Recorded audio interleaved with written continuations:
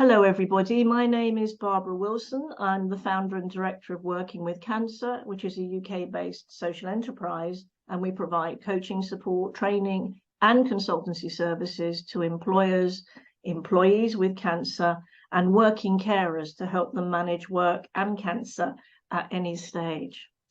Today, I'm speaking with Sarah Dawson, who's a long-time Working with Cancer associate, about her experience of working as a carer for a son and later her husband with cancer diagnoses, and also as someone who's had a cancer diagnosis herself. So lots of experience of cancer. So perhaps, Sarah, you could start by introducing yourself and what you do. Okay, thanks, Barbara. And thank you for the introduction. So what I do is I've worked as an HR professional, as a coach and a trainer for the whole of my career. My background was HR manager for Marks and Spencer's. And then for the past 30 years, I've been working independently as a coach, a trainer, HR consultant for different organisations as an associate, including working with cancer. Which is brilliant. So that's good. And Sarah, you had to cope with 3 cancer diagnoses. Your son's was it about 18 years ago? Yeah. And more recently, your own diagnosis of breast cancer and your husband's diagnosis too. Could you tell us about them then? Thank you. Yeah, I feel as if as a person, I've been a little bit greedy. The statistic of they now say 1 in 2 of us will be impacted by cancer, and I've certainly had my fair share. And really, until the age of 21, I'd never had any contact with cancer at all. And indeed, after that, it was some 25 years later that came across Al's diagnosis. So when he was diagnosed with osteosarcoma in 2005, it's a primary bone cancer that he had, osteosarcoma. And at that time, it was a bit of a blow. He was a very fit young man, played rugby, cross country, very athletic. And he had the whole of his life ahead of him. He was 14 years old, and he's an identical twin to his brother Pat. So, you know, it was tough. At the time, we had a locum doctor, GP, who had come across this in a previous life when he was in South Africa. So he immediately sent us for an X-ray, which at that point wasn't usual. But very sadly, you know, because the X-ray was requested, we found out that Al had got his diagnosis, and we got a confirmed diagnosis. So that initial X-ray was done in early December, and we got a confirmed diagnosis on the 23rd of December, so just before Christmas. He had a very rare cancer, more commonly found in males and females, and usually the mass of people that are affected by this are age 13 to 21. So he fell right into that. He had 41 weeks of treatment. He had limb salvage surgery and intensive chemotherapy. So it was a 41 week protocol. But sadly, 2 years after his diagnosis, Al died. He put up a brave fight. As his mum, caring for a child with cancer is really hard. And, you know, watching a child go through the torture, and it is torture, of chemotherapy, is so painful. Children can take much higher toxicity than us as adults can. So they really do pump it into them. Having lost him, what I can say is that grieving as a parent is eternal. So I will grieve until the day that I die. So that was really sad, you know, but I feel it's impacted me, but I also like to think it's had a positive impact, and he would too. He'd be happy about that.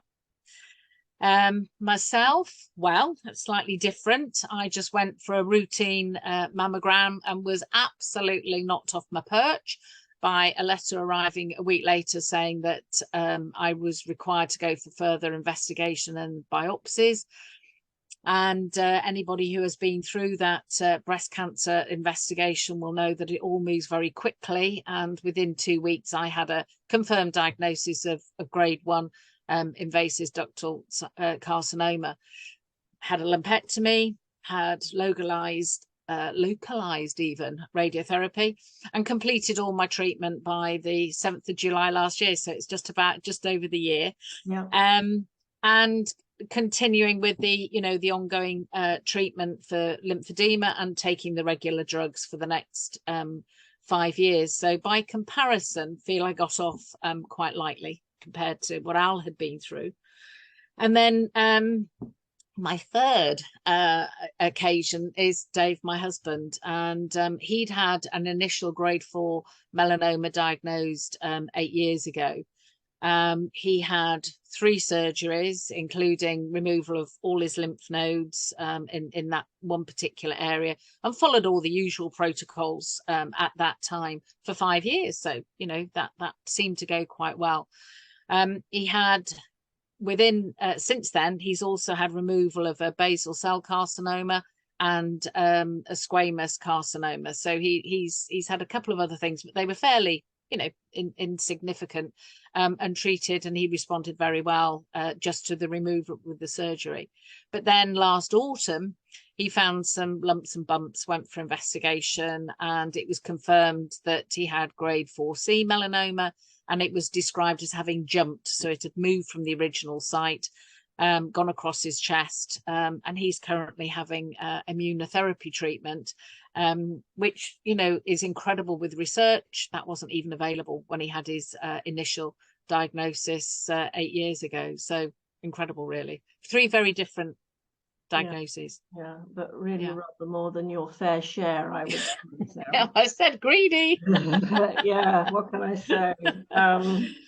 So look, tell me, what have been the kind of challenges you faced and are facing, having been a carer, both for your son, now for your husband? Very different. The caring experiences are very different. I suppose not surprising in some ways. When Al was diagnosed, although not yet divorced, I was a single parent. I was the mum of 3 teenagers. I was self-employed. So, and very much the children were my responsibility. And during his treatment, there was an expectation on the ward. He was on a Teenage Cancer Trust ward in Leeds, that I would be in hospital with Al, and Al wanted me there too. So you get this pull that you've got children at home that need to be looked after, but we obviously had Al who needed me. And we were in hospital as an inpatient for 5 or 6 days every time we had a round, and that happened about every 2 to 3 weeks, certainly with his chemotherapy. So he had 10 weeks of treatment. We then had to go to Birmingham for his surgery, and then he came back and we carried on. And because he'd opted to go on to a trial, it extended his time from 29 to 41 weeks. So that was hard. It was basically it started in January 2006, and we went on through to the October. But I also had to consider the other 2, and I also had to earn money. I was self-employed and had to earn money, and that was really hard. But I was actually quite pragmatic, that I could do what I could do, and I couldn't do what couldn't be done. I feel very blessed. My cup is permanently half full. So I was quite innovative and quite creative with my diary planning.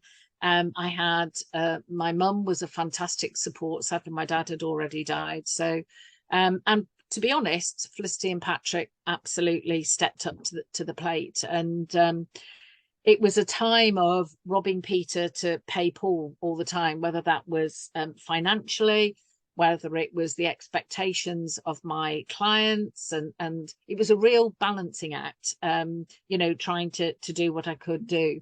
I didn't hide the fact that Al was ill, and I didn't hide the fact that I had challenges to overcome. And to be honest, I think that honesty helped.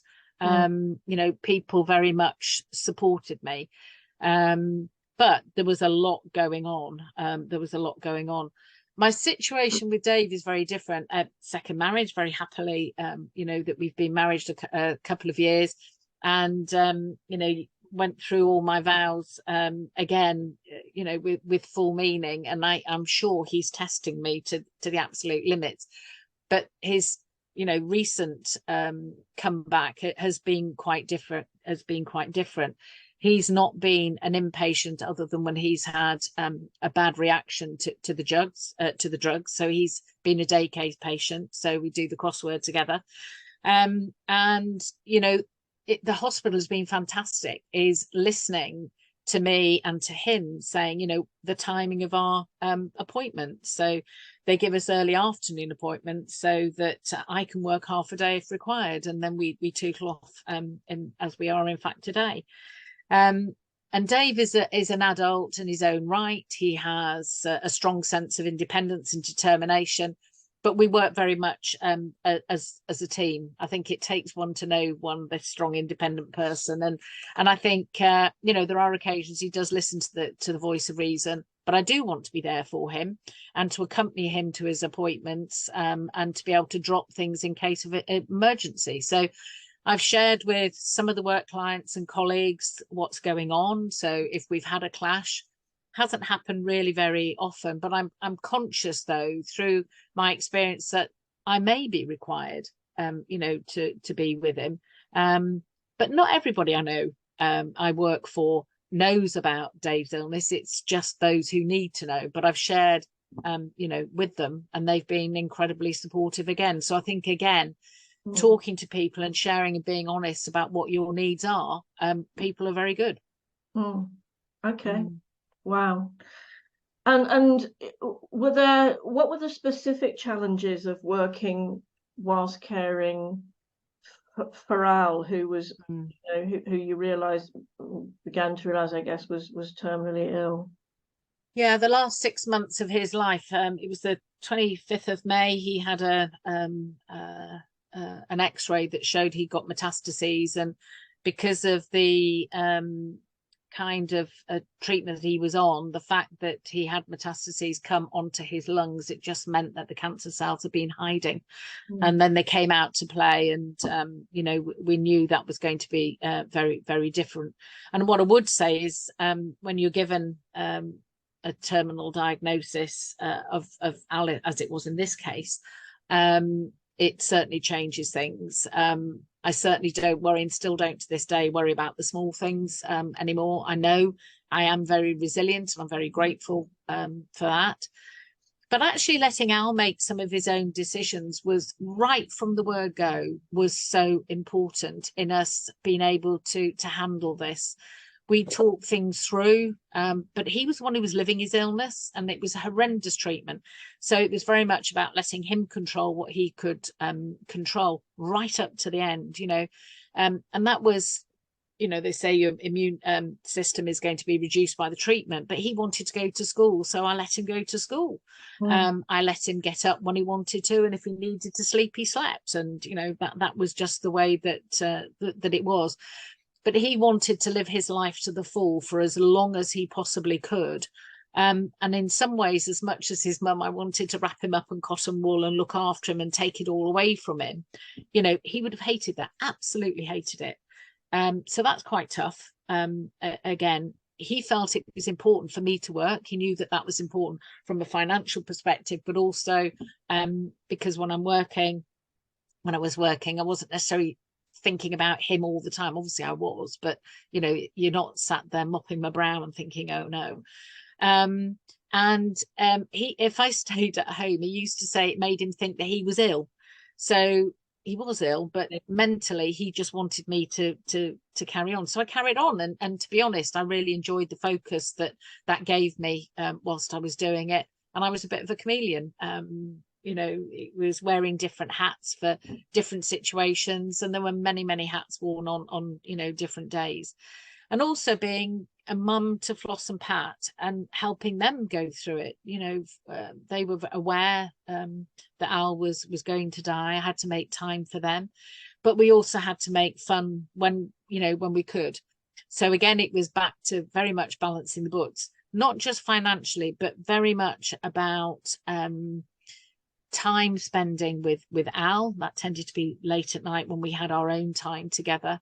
And for Floss and Pat, and just making sure that we were all there, and just so grateful for the support of the long-term clients, again, because I shared it with them, and they gave me work to do, so I could work remotely by his bed, in stairwells, in the car. You know, I mean, the arrival of the mobile phone and the internet has made it so much easier.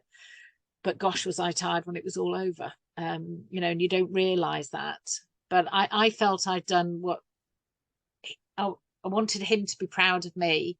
I was very proud of him, and he was proud of me because I'd let him live his life and let him make his decisions. And at this point, he's now 16, so he's becoming quite a young man. It was important to me, and really, with that in mind, you know, I had just 2 weeks off work when he died, and then went back to work, because it's what he would have expected of me and what he would have done himself, you know. And when I think back, the morning he died, he sent in his PE coursework. He also did a Topshop order, but let's not talk about what arrived next day. Oh, just carried on living life to the full. Extraordinary. Yeah. Yeah. Amazing story, Sarah. Yeah. Yeah. And as you say, the death of a child does live with you for a long time. Yeah. Yeah. It's forever. It will never go. It's eternal. And look, in your own case, moving on to you, what was the same and what was different? I think my own personal resilience once again stood me in good stead. And I do think I'm a better carer than I am a patient. I knew I had to be kind to myself, but I also had to be strong for other people. Felicity and Patrick really took my news very badly. And you know, so that was a challenge in itself.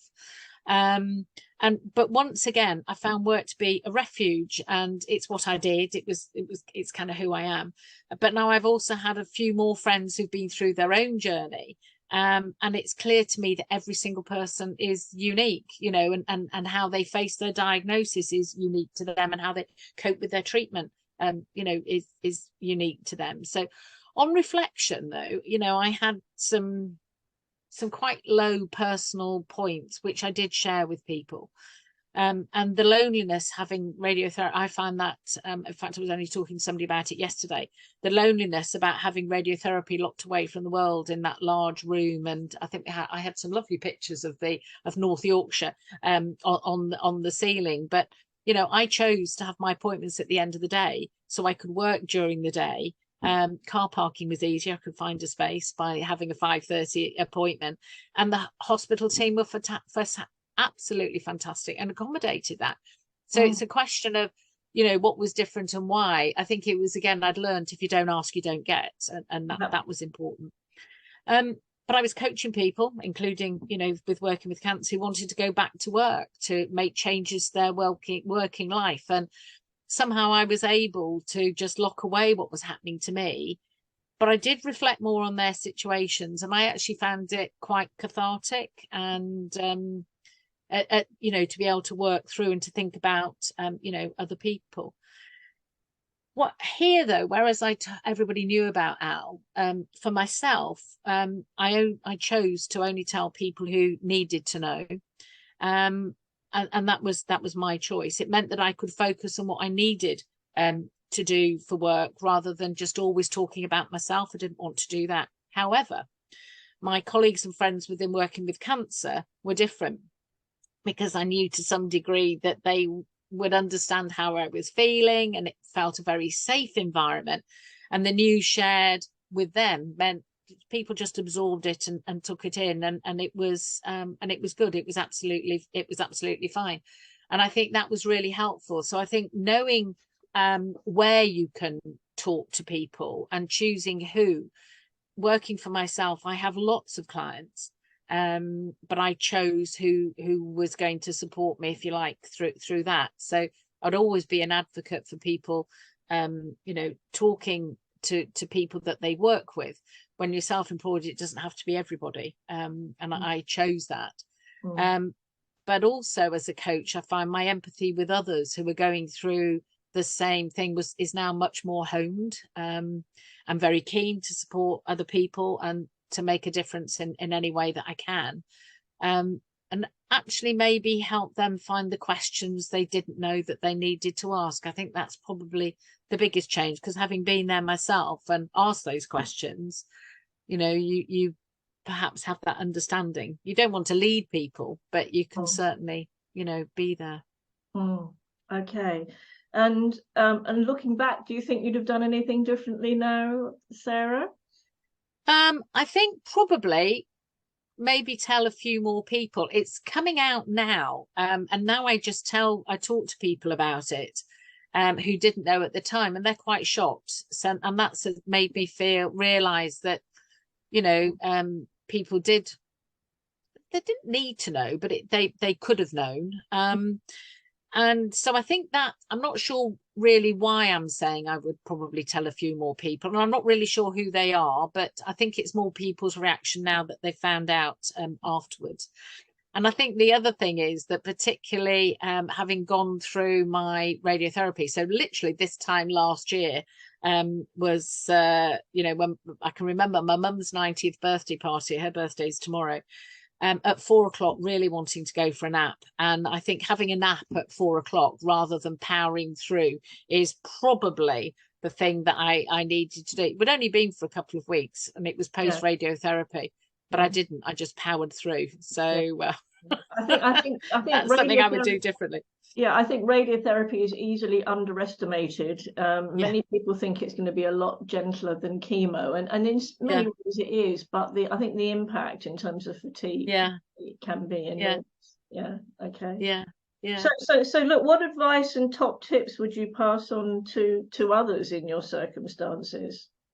Well, on the basis that I said earlier that everybody is an individual and we are all different and very different, but from where I'm sitting, is live your life as you want to.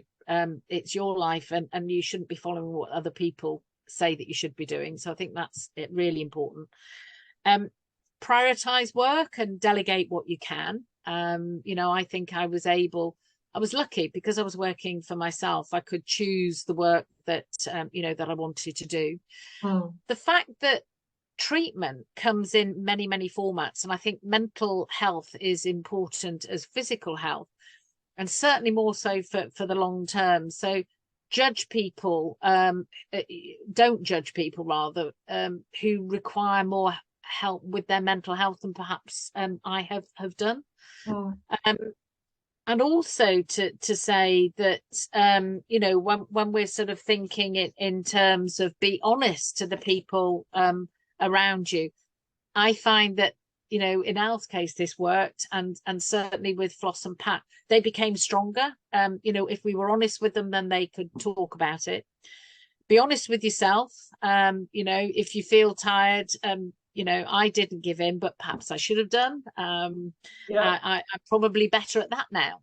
That's a lesson learned, a life lesson.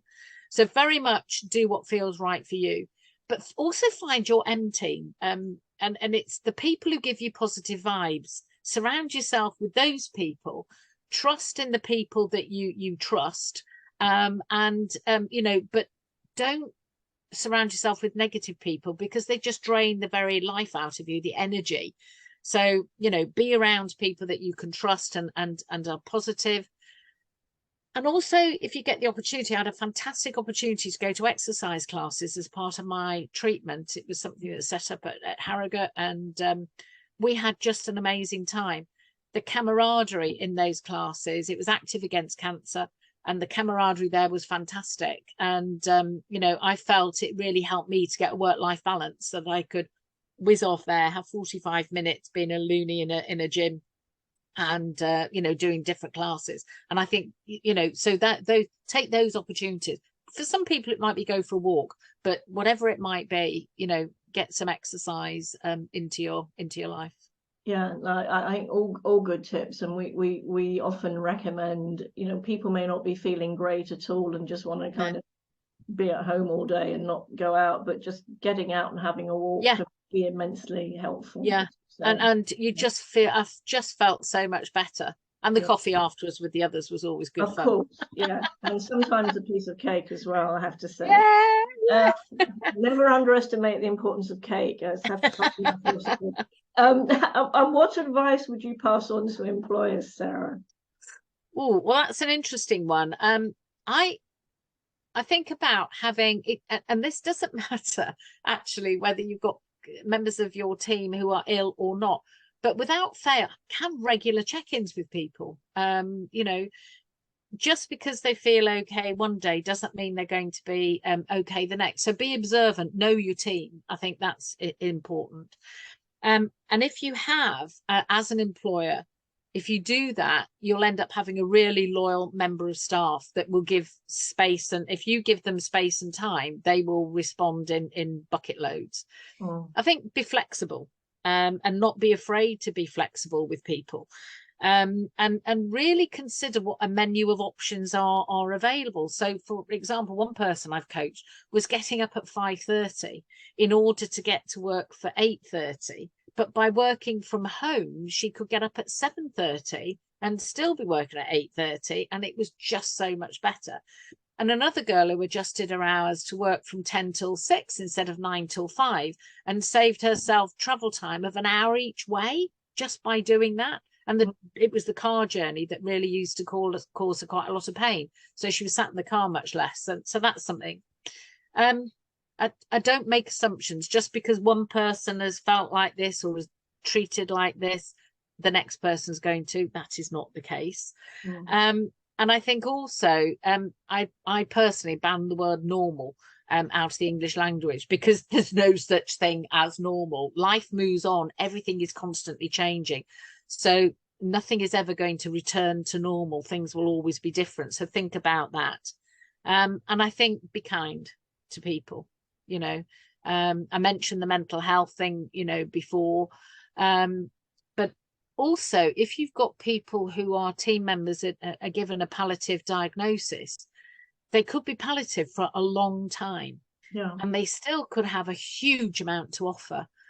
So afford them that opportunity. Don't write them off, because if they want to be involved, let them, and let people take the information, the experience, and learn from them for as long as they're around and willing and able, you know, to provide it. Allow that to happen. Really good advice, I think.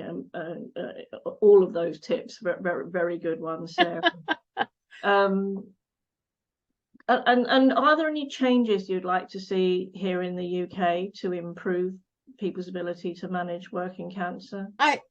Yeah, there's a couple. I think that there need to be, you know, some much bigger and open discussions about reasonable adjustments. What is reasonable? Because I think beauty is in the eye of the beholder. So I think it's a whole conversation around that. And I think being more open and transparent, sharing good practice between organisations, and that, you know, I think working with cancer is one of the areas, one of the organisations can help to share the love, as it were, around that.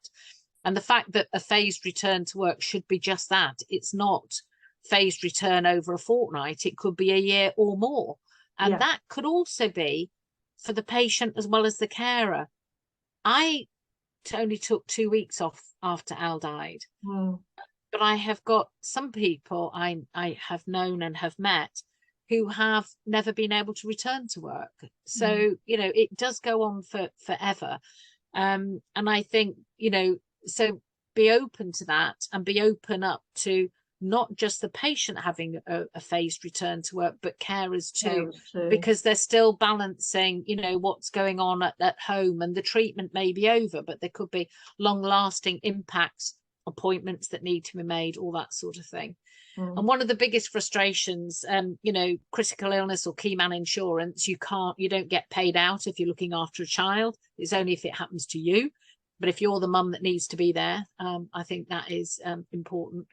And making sure we've got lots of information to share with people, so that they know what help is actually out there. Until you're in these awful situations, you have no idea what is out there. So I think it's making sure particularly financial information, what's available for people. You know, because one minute you're living your life and the next you're thrown into a world of trauma, confusion, a language you don't understand. And, you know, I'm really keen, certainly going through with Dave, what he's going through, removing the postcode lottery, because it does seem to depend on where you live as to the kind of treatment you get. Yeah. Okay. Look, is there anything else you'd like? I mean, this has been really interesting, and I'm sure people listening to this will be, you know, learn a lot about the life of a carer in very different circumstances, as well as a person who's had cancer. Is there anything else you'd like to add, or you feel is relevant or important for those listening to this interview? It's a real privilege to have had the opportunity to share my experiences, and I'd be happy to share more with anybody who felt that might be relevant to them, or to give them an opportunity to talk. So that's one thing. But I think if one thing can strike a chord with people is to help us to realize that we're all different. We're not the same. We have different needs and we have different coping mechanisms, and none of them are right and none of them are wrong. They're just individual.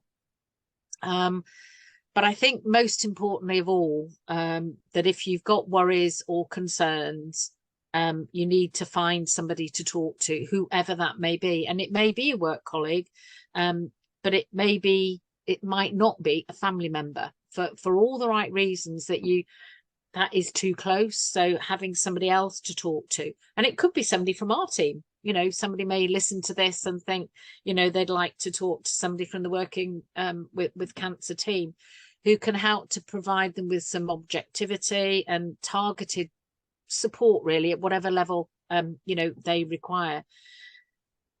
And to say that, you know, there is definitely no right and no wrong, because of each of the diagnoses that I have dealt with or am dealing with, my needs were and are very different. And I think that's quite it is quite astonishing, really.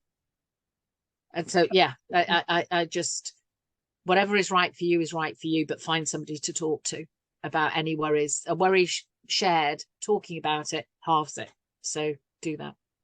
Brilliant. Thank you, Sarah. Yeah, and I'm sure it's been a privilege listening to you, Sarah, and I'm sure those listening to this interview have found it immensely helpful. Thank you so much. No, thank you, Barbara. And if what we've been speaking about has resonated with those listening to this interview, and you'd like to find out more about our work, do please get in touch with us. Just sharing now the details of how to get in touch with us. That's us at Working with Cancer. It's a picture of some of the organizations we work with. Please do not hesitate and get in touch with us, because I know, Sarah knows, we all know here at Working with Cancer, we can provide you with the support you need. Thank you very much. Bye-bye.